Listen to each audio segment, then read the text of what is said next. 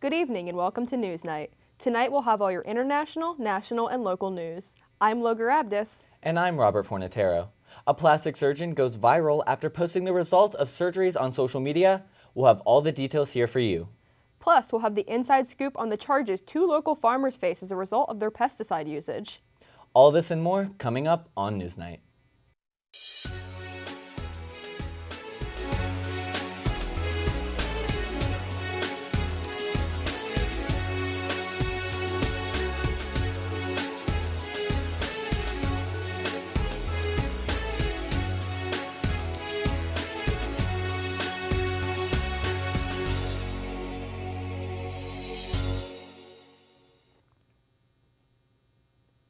The International Court of Justice ruled last Friday that Israel has a duty to do everything it can to prevent genocidal acts from occurring in Gaza.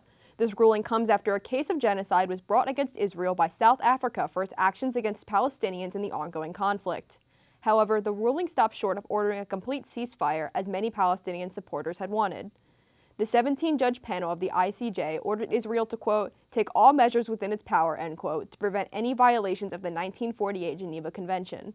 Israel was also told to, quote, prevent and punish the direct and public incitement to commit genocide, end quote, as well as ensure that basic humanitarian support was able to reach the enclave. Compliance with these orders by Israel will be presented to the court in a month. Hanan Ashrawi, a former Palestinian official, stated that the court's decision reflected, quote, a serious transformation in the way Israel is being perceived and treated globally, end quote. Many Israelis reacted differently to the ruling, as memories of the Holocaust still cast a dark shadow over the country. That were even mentioned in the same sentence as the concept of genocide. Not even atrocity, not disproportionate force, not war crime, but genocide, says Israeli political commentator and former ambassador Alon Pinkas. That is extremely uncomfortable. While the ICJ's ruling is binding and cannot be appealed, enforcing these rulings creates a challenge. In 2022, Russia was ordered by the court to suspend its invasion of Ukraine, but the war continued years later. For now, South African government officials describe the ruling as a, quote, decisive victory for the international rule of law and a significant milestone in the search for justice for the Palestinian people, end quote. A plastic surgeon who has amassed over 114,000 followers and 2.5 million likes on TikTok has been receiving a lot of backlash for the results of his recent surgeries. The surgeon, known as Dr. Kim, or at Jizu16 on his TikTok page, has posted dozens of before and after results of his patients shortly after receiving a facelift at his office, and the results are shocking to say the least. In the most infamous video shared, one patient, identified in the captions as a 57-year-old woman, is shown in the beginning tugging at excessive skin on her face and neck, presumably unhappy with her appearance. The video then cuts to the woman a week after surgery with her face now slimmer and extremely distorted. Stitching can be seen along the hairline of her scalp, and her eyes look swollen and bruised. Her skin has a sickly color to it, and she looks like a completely different person. She is one of many patients on this doctor's page who have shown such drastic results. Due to this, social media has had a frenzy regarding Dr. Kim's work, with one user writing about a different patient, quote, he should ask for a refund, end quote. Currently, the TikTok page has been shut down and no content has been uploaded since. This past Thursday in Tokyo, a man was sentenced to death after he was found guilty of several charges, including murder and arson. According to the Associated Press, 45-year-old Shinji Aoba carried out an arson attack on an anime studio back in July of 2019, killing 36 people. A Japanese news source reported that Aoba believed that a Kyoto animation studio stole novels that he wrote and therefore sought revenge. In doing so, Aoba severely burned himself and became hospitalized for 10 months until he was arrested by the authorities in May of 2020. The UK is taking charge of the epidemic of children vaping with a proposed plan to ban the sale of use of disposable vapes. A report released in the spring by Action on Smoking and Health showed a 50% increase in children experimenting with vaping. In addition to banning disposable vapes, the plan will also require manufacturers to use plain packaging and restrict the flavor selection to reduce the appeal to children. Prime Minister Rishi Sunak said in a statement to Time, quote, the long-term impacts of vaping are unknown, and the nicotine within them can be highly addictive. So while vaping can be a useful tool to help smokers quit, marketing vapes to children is not acceptable, end quote. Other countries are following in the UK's footsteps, with Australia also banning disposable e-cigarettes earlier this month. The plan will go into effect by the end of this year or the beginning of 2025. Don't go anywhere, because when we return, we will have all the need-to-know details about a bittersweet goodbye to a beloved NASA helicopter. Plus, stay tuned to hear about the possible discovery of a historical missing plane. Stay with us.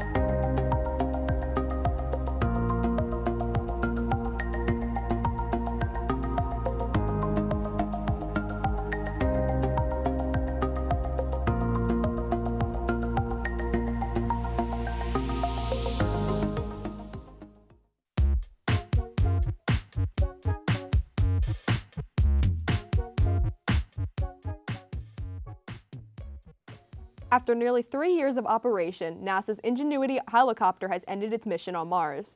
NASA officials reported that images sent back from the helicopter's January 18th flight showed damage on at least one of the rotary blades. The damage, which was sustained during landing, has grounded Ingenuity permanently. Bill Nelson, the NASA administrator, stated about Ingenuity, quote, "It is bittersweet that I must announce that Ingenuity, the little helicopter that could, and it kept saying, 'I think I can, I think I can,' well, it has now taken its last flight on Mars," end quote. Ingenuity, which arrived in the undercarriage of the Perseverance rover in February 2021, still remains in contact with its companion despite the grounding. The helicopter was a late addition to the mission, expected to only conduct 5 test flights in 30 days before being grounded permanently. However, Ingenuity performed so well during these flights that NASA kept the helicopter running to scout terrain ahead of the Perseverance rover. Over its 3-year career, Ingenuity conducted 72 flights. The little helicopter that could, true to its companion's name, persevered through difficult conditions on the red planet. It cleaned itself after dust storms, dealt with a dead sensor, and survived a Martian winter that would periodically shut down the flight computer. For now, the Perseverance rover will attempt to get close enough to Ingenuity to take final photographs of the helicopter. NASA scientists are currently working to download the remaining data from the craft. History's first Mars helicopter will leave behind an indelible mark on the future of space exploration, said Ingenuity's project manager Teddy Tsanitos, and will inspire fleets of aircraft on Mars and other worlds for decades to come. In sad news, 6 bodies have been discovered after a wellness check led by authorities in the Mojave Desert. Deputies from the San Bernardino County Sheriff's Department discovered 5 bodies around 8:15 last Tuesday, January 23rd, in an isolated area off Highway 395, with a 6th body being discovered the next morning. Aerial footage shared by television news crews shows an area dotted with bushes and evidence markers near the scene. As of now, the ages and causes of deaths for the victims have not been released and are currently still under investigation, as it was unclear how long these people had been deceased. When asked for details about the situation, Gloria Huerta, a sheriff's deputy spokesperson, said, quote, "I don't have enough info even to speculate," end quote. Currently, detectives have not released information regarding the call for the wellness check that had led them to the bodies, nor have they said what condition the bodies were found in. 87 years after her disappearance, a team of scientists in South Carolina believe they have caught sight of Amelia Earhart's missing plane. Deep Sea Vision, a 16-person crew led by Tony Romeo, scanned over 5,200 square miles of the Pacific Ocean near Howland Island, where Earhart and navigator Fred Noonan were scheduled to refuel before their disappearance. 30 days after the mission began, the crew captured a sonar image of what seemed to be an airplane. With no other recorded plane crashes in the area, Romeo is hopeful that this could be the missing plane. Romeo said in a statement to the Wall Street Journal, quote, "This is maybe the most exciting thing I've ever done in my life. I feel like a 10-year-old going on a treasure hunt," end quote. Romeo said the Deep Sea Vision team are planning on returning to the site within the coming months to gather more evidence and find the true identity of this wreckage. One thing people tend to dread about summertime is getting bit by mosquitoes, but what if that wasn't the case anymore? Reporter Leslie Krebs has more on what scientific advancement can make summer look very different in the future. Oxitec is a company that is focused on using bioengineering to perform genetic editing on one of the biggest carriers of diseases, mosquitoes. These insects carry deadly diseases such as dengue fever, yellow fever, West Nile virus, and malaria. Once foreign to the U.S., dengue fever and malaria have begun popping up in states such as Texas, Florida, and Maryland, creating a potential crisis. In order for the disease to spread, an adult female mosquito must bite a human. Oxitec has been able to create a male mosquito that, when it mates, creates female offspring that are unable to survive to adulthood. This hopefully will control the spread and possibly eradicate the disease. The techniques used on the trial mosquitoes can be used on any other species as well. Trials have begun across the globe in places like Brazil, the Florida Keys, and potentially in Uganda. While the bioengineered mosquitoes have had a trial run in the U.S., they have not formally been approved nationally. Currently, the scientists at Oxitec are awaiting approval from the U.S. Environmental Protection Agency and hope to have their genetically improved mosquitoes available in the next 2 years. In other non-related news, back in the late 1960s, an 18th century oil painting by John O'Pree, created in 1784, was stolen from its owners. It was stolen from the home of Dr. Earl Leroy Wood in Newark, New Jersey. The burglary is believed to be mob-related, and the whereabouts of the painting were unknown. Years after the theft of the painting, one of the burglars was facing trial and confessed they were under the order of mobster Anthony Imparelli. The painting was thought to have been passed between many mobsters' hands during its time lost. Until 2021, the painting was still thought to be lost for good until the FBI was notified by an accounting firm in Washington County, Utah, that they may have the once lost painting. It was found to be in near perfect condition and was returned to Dr. Wood's son, Dr. Francis Wood. Right now, the family is looking to have the painting properly cleaned and appraised and reach out to any museums that may have interest in the piece of art. The state of Alabama carried out its first nitrogen hypoxia execution. 58-year-old Kenneth Smith was put to death on Thursday, January 25th after surviving the lethal injection in 2022. Smith, who was sentenced to death after playing a role in a murder-hire situation that took place in 1988. This is the nation's first known execution using nitrogen hypoxia, and the Alabama Attorney General, Steve Marshall, wants to help other states interested in using this method. Smith's attorney had fought against this execution but lost the final appeal to the U.S. Supreme Court on Thursday evening. There were concerns that this could lead to excessive pain and torture. Alabama is one of 3 states, including Oklahoma and Mississippi, to approve of this method. Marshall told CNN reporters on Friday, quote, "What occurred last night was textbook. As of last night, nitrogen hypoxia as a means of execution is no longer an understated method. It is a proven one," end quote. This process begins with the inmate being fitted with a mask that is used as the device that administers nitrogen. The nitrogen replaces the oxygen in the body, resulting in the death. The process for Smith began at 7:53 p.m. and he was pronounced dead by 8:25 p.m. The amount of time it takes to result in death varies among the person. The victim's family stated that is, quote, "bittersweet," end quote, and a final act of justice for the woman killed more than 3 decades ago. The victim's son telling CNN that Smith's debt was paid that night. When we return, hear about the various plans being set into motion for Pittsburgh and PA State schools. Also, a new record was made this past week in Pittsburgh. Find out what it was and what dangerous consequences came about from it. Stay tuned.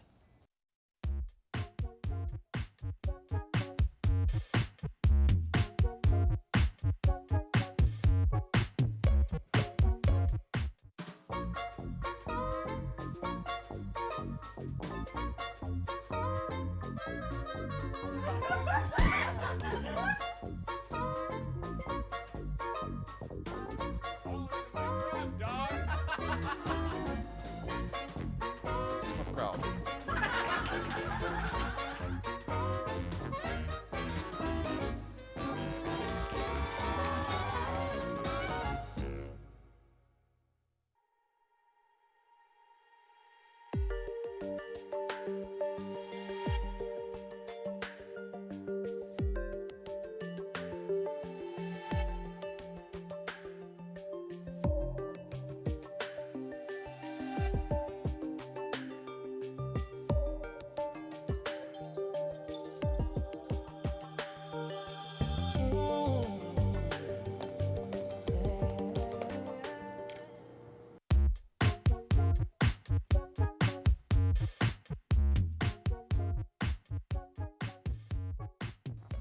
Pennsylvania Governor Josh Shapiro proposed a deal last Friday to unify the 10 state-owned universities and 15 community colleges into a single organization. This comes after a report was released by the Higher Education Working Group formed by Governor Shapiro last year. The report stated that these higher education institutions struggle with the most with underfunding by the government, high tuition costs for students, and program offerings similar to one another. Under the proposed organization, local leadership would be preserved. Schools will have the authority to, quote, create pathways to affordable credentials and degrees, end quote. In his upcoming budget address on February 6th, Governor Shapiro plans to seek a significant increase in funding for state schools. With this additional funding, Pennsylvanian students whose families fulfill the median income would pay no more than $1,000 per semester at state-owned schools. The plan garnered attention from both sides of the aisle. Republican State Representative Jesse Topper praised the plan for its, quote, transformational change, end quote. House Democrats released a statement calling the idea a, quote, bold new proposal, end quote. With higher education enrollment plummeting statewide over the past few years, however, the governor's plan does not describe an appropriate balance of campuses that operate between the proposed system and state-owned universities. Republican Senator David Argall warned that, quote, understanding the risk and ensuring this proposal is a net positive is a must, end quote. Governor Shapiro stated during his address on Friday, quote, every Pennsylvanian deserves the freedom to chart their own course and the opportunity to succeed. For some, that means going directly into the workforce. But for those who want to go to college or get a credential, we need to rethink our system of higher education, end quote. The Environmental Protection Agency recently announced a $1 billion plan to bring electric school buses to the Pittsburgh area. The EPA's goal is to protect children and communities from the negative impacts of air pollution by replacing old diesel school buses with new, clean electric buses. Of that $1 billion, Pennsylvania is expected to receive more than $47 million, with First Students, the school bus company that serves the Pittsburgh schools, to receive almost $40 million of that. This money will be spent on the purchasing 100 clean school buses, an estimated 45 of which will serve the Pittsburgh area. This plan comes years after the American Lung Association consistently ranked Allegheny County among the worst metropolitan areas for air quality. U.S. Representative from Pennsylvania, Summer Lee, said in a news release from earlier this year, quote, kids in the left-behind communities of western Pennsylvania have higher rates of asthma compared to the rest of the country as a direct result of air pollution, end quote. As of now, the design and installation are still in the works, with the exact implementation to be decided at a later date. Health code violations and record-breaking rainfall are causing hazards in the Pittsburgh region. Reporter Brendan McNamara has the stories. Brendan?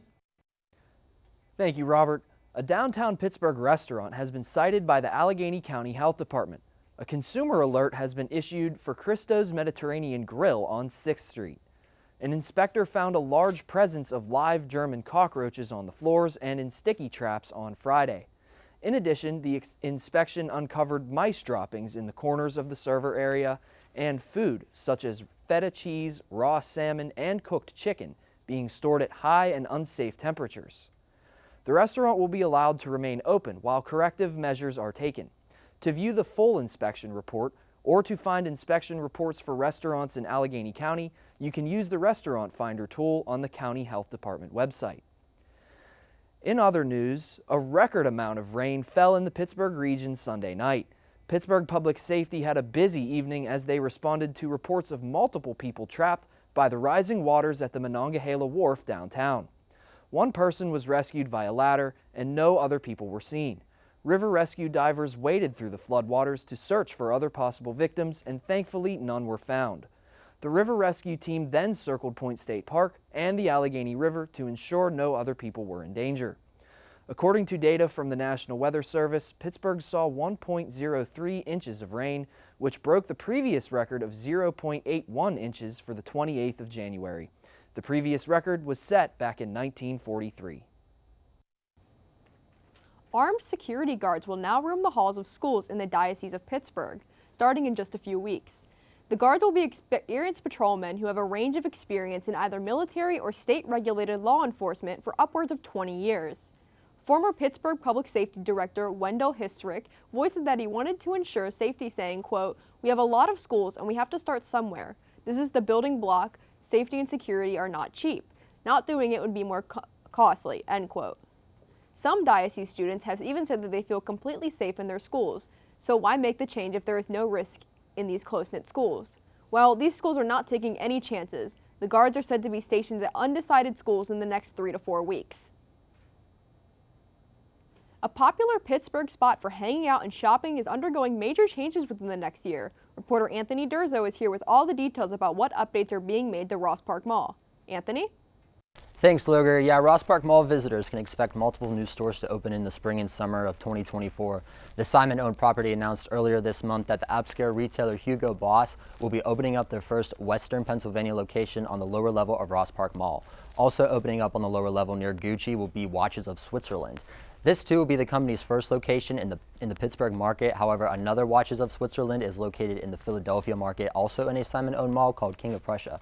The popular women's department store Dry Goods will be opening on the upper level near Buckle. This will be Dry Goods' second Pittsburgh location. The first one opened up in South Hills Village. And the popular jewelry store Rowan will be joining the list of new stores, this one occupying space near Starbucks on the lower level, as Starbucks plans to relocate to an inland space near the children's play area. GNC Live Well, which is temporarily closed, will also be relocating to the upper level near Macy's. Victoria's Secret and Pink will also be temporarily closed in the summer as they plan to go under full renovations and relocate near Eddie Bauer. And if you have visited Ross Park Mall recently, you most likely have seen the construction underway where Sears once stood. This is where Pennsylvania's second Dick's House of Sport location will stand. The other location currently operates in Scranton, PA. The House of Sport will consist of several athletic attractions such as a climbing wall, batting cages, putting green, running track, and much more to come. No official opening date for House of Sport has been announced, but they are still hoping for the grand opening to be in March of this year. A Beaver County farmer and his employee were found guilty of the killing of migratory birds. Robert Yost of Yost Farms and his employee Jacob Reese are convicted of the 3 counts related to, quote, unlawful killing of migratory birds, end quote, according to the Western Pennsylvania U.S. Attorney's Office. Prosecutors announced on Friday that the 2 of them killed the birds with pesticide-laced corn kernels carbofuran. A registered restricted-use pesticide was what the corn kernels were coated in. Yost and Reese are responsible for killing about 17 Canada geese, 10 red-winged blackbirds, and 1 mallard duck. Officials said that Yost told Reese to spread the corn coated in the pesticide in and around a leased field meant for soybeans. The corn attracted the birds, where they were found dead not far from the farm.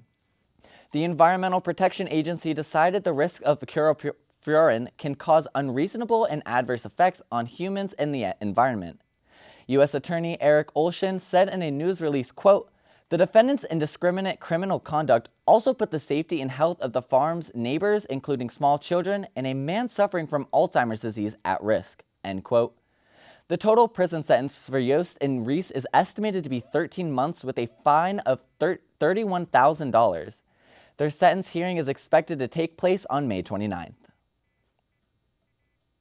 When we return, hear about a military vet that is taking strides, literally, to help others. Plus, we will have the forecast for this week. Find out if you'll need to continue to bundle up or if we'll finally see some much-needed sunshine. We'll be right back.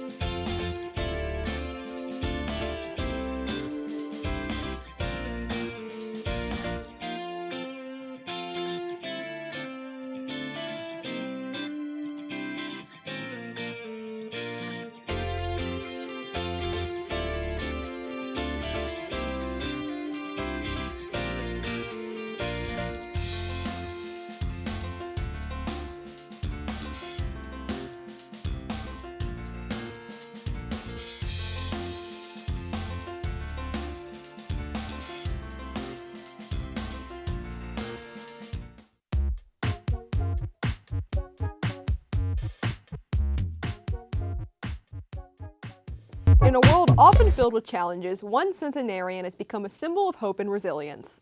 Lance Harold Jones, behind a three-wheeled walker, has circled his garden 30 times a day since 2020, raising money for our local hospitals.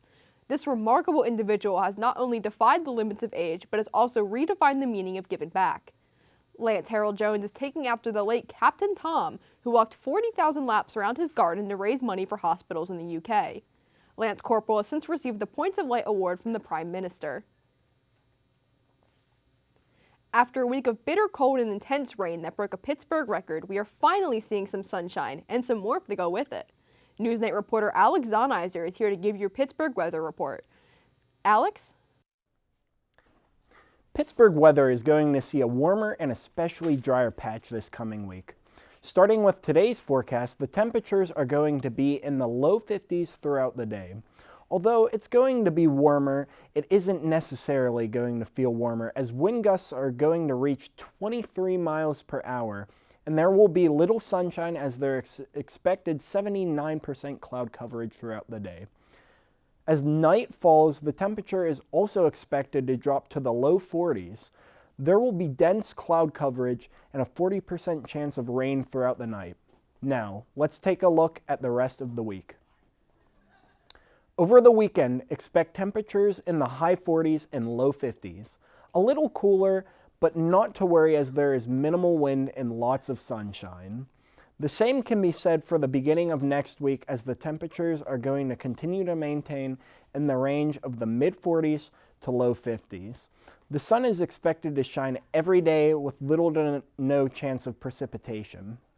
This is a great opportunity to get out and bask in the sun before the next rain and cold return. Now, let's send it back to the desk. Thank you for tuning in to this episode of NewsNight. If you want to see more, check out our social media pages on both Facebook and Instagram at UView Television. You can also check out more episodes on our YouTube channel or our website, uview.pointpark.edu. I'm Robert Fornatero. And I'm Logar Abdus. From everyone here at NewsNight, thank you for watching and have a great evening.